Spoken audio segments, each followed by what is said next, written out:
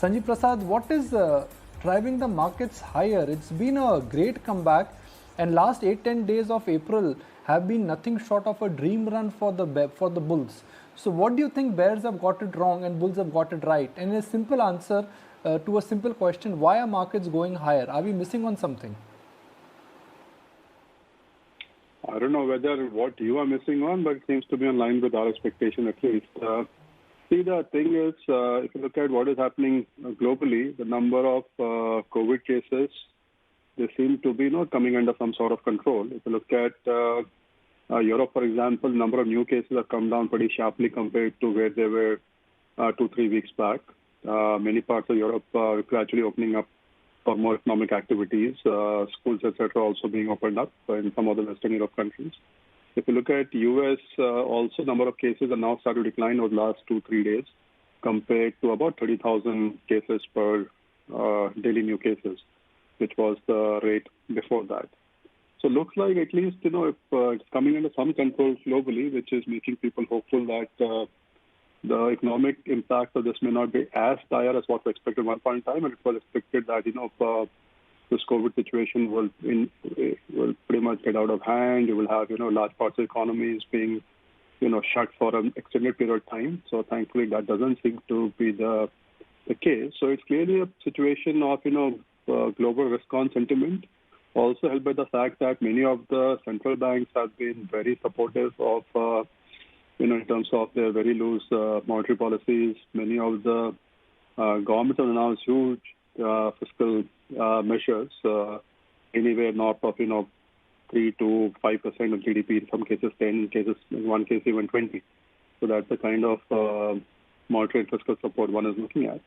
So I guess that is rubbing off on India also. Specifically in India, the number of new cases thankfully seems to be not accelerating. If you look at the CDGR last 4 days, that is below 6%. April 15 to 25, the CDGR was more like 8%.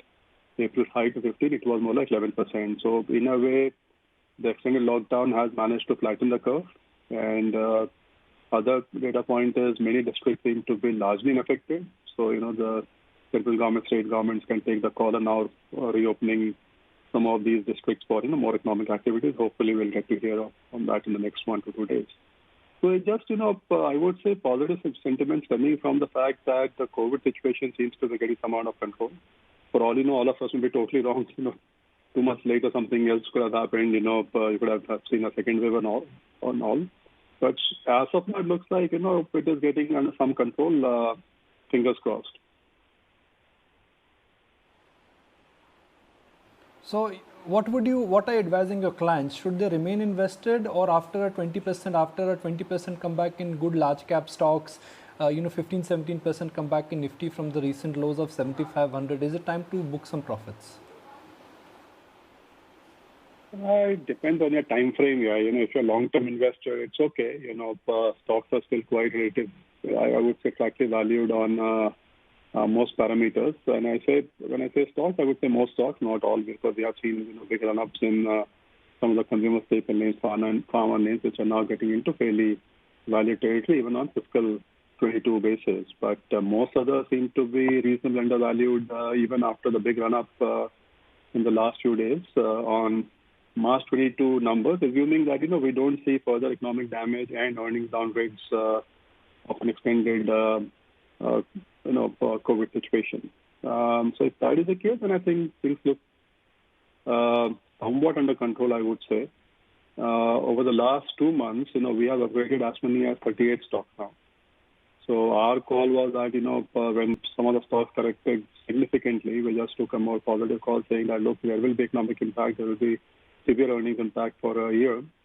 But March 22 would be a more normal year, and logically, 1 year's earnings cut should not damage the fair value of any company dramatically. So that's the call we have taken. So far, touch wood, that seems to be working.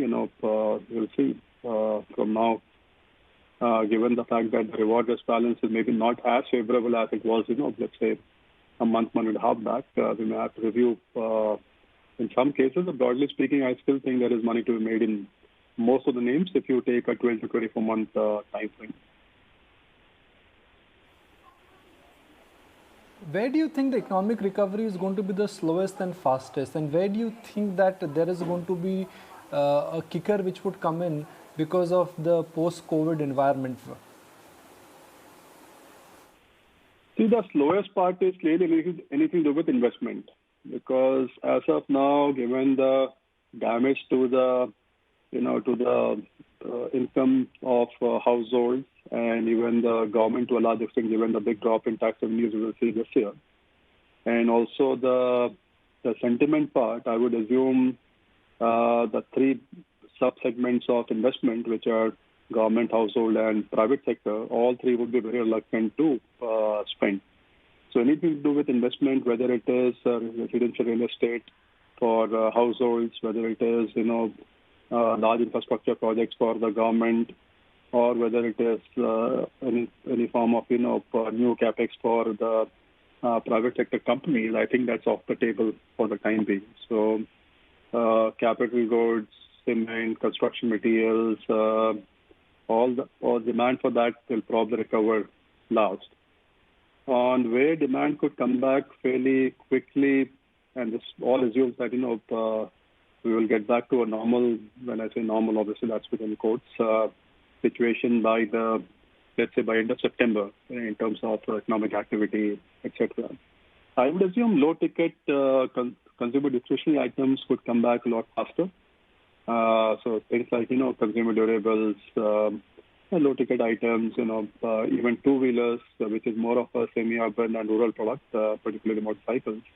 And from whatever we are reading, seems to be that the COVID impact is pretty limited over there, and the economic impact is also somewhat limited. So that could also come back, fairly sharply. Maybe even dining in, that etc. could also start picking up. Lastly, in the same bracket, I would assume global commodities would also come back, as the global supply-demand balance starts becoming better, because currently, or until recently, there was hardly any demand. But as various economies start gradually opening up, demand will start picking up, capacity utilization levels will start rising, supply-demand balance start becoming better. So pricing profitability will start improving from trough levels. So even that could come back very sharply. So that's how I would look at the various buckets of stocks. So you have stocks where the demand may not be impacted that much, which is your traditional consumer staple names, pharma, electric utilities, telecom to some extent, which are in the first bucket. Second bucket is where demand is impacted significantly in the, let's say, in the last 2 months and the next 2-3 months, but where demand could also come back a lot faster, which is typically low-ticket consumer discretionary, as I was talking about. And then you have the segments of the economy where demand is impacted significantly as of now, but will also take longer to recover, which would typically be anything to do with large-ticket consumer discretionary or investment part. Okay.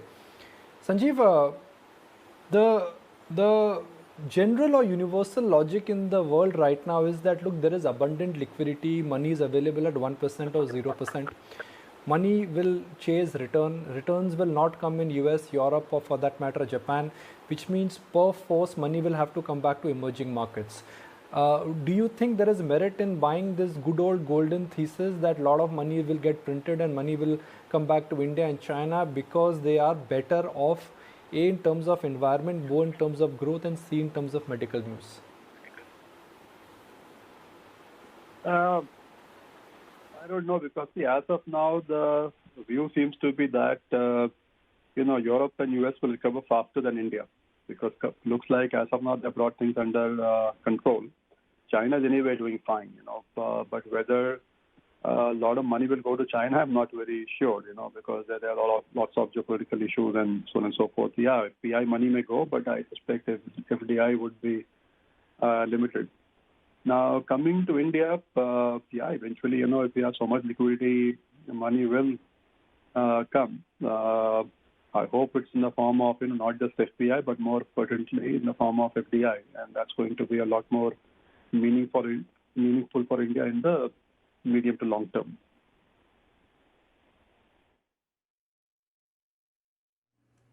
Yeah. Sanjeev, the one thing besides staples that one can't live without, and one is witnessing that amidst the lockdown, has clearly been telecom. Just more and more screen time. That's what the data also has been suggesting at a global level, not just India. Suffice to say then that this telecom in specific needs to be a part of one's core portfolio right now.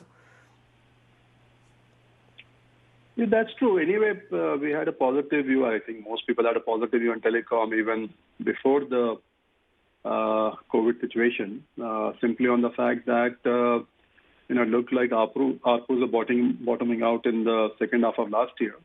And if you recollect, in early December, you had a big increase in the rates by all the three large telecom operators. And I would assume that would continue because even at current levels of ARPU, it's not as if the industry is very profitable.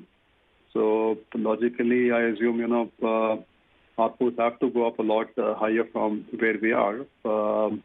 I think it would be more in the range of around 250 to 300 rupees eventually, ARPU that is, over the next, let's say, 15, 24-month time frame. Because that's the level of ARPU required for, the weakest operator, which is Vodafone Idea at this point in time, to be, somewhat profitable.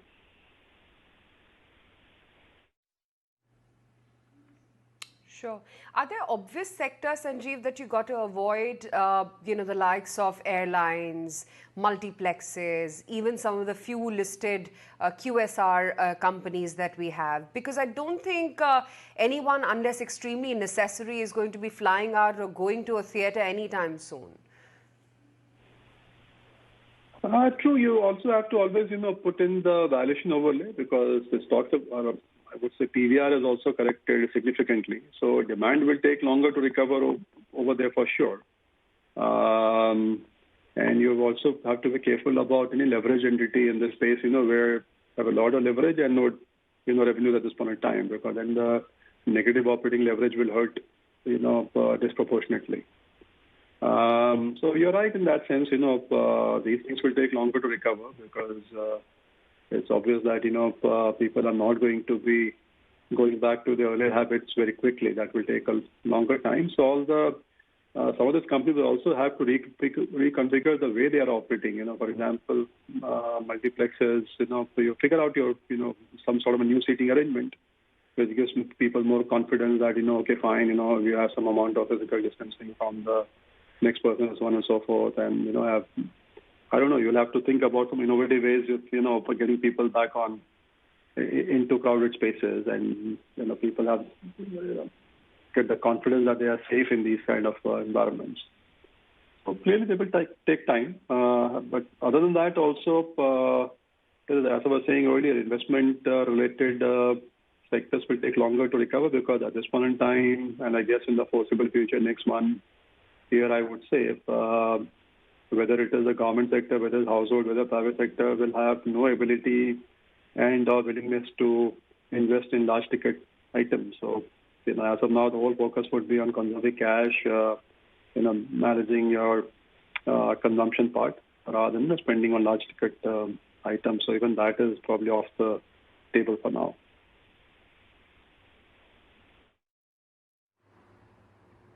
Right. Sanjeev, morning. Wanted to get in your take on, the infrastructure sector as a whole, because they have already been struggling, with dwindling order flows, stalled projects, etc. Do you think that they will be bearing the brunt of the lockdown impact far worse than some of the other sectors? What's in store when it comes to earnings, margin contraction, etc. as well for infrastructure? You have to look at various parts of infrastructure. So things like, existing operating projects, they should be fine. If you have toll roads, I guess transportation activity will come back to normal by end of September. Ports, again, activity will come back fairly sharply. And, if the entities don't have leverage, they should be fine. But the real challenge would be for, entities which depend on new order inflows, that is, capital good companies, etc. So there, unless until you have a very healthy order backlog, and thankfully some of the companies like an L&T, for example, has almost 3 years of order backlog, they are in a better position, even if you don't see a lot of new orders coming in very quickly.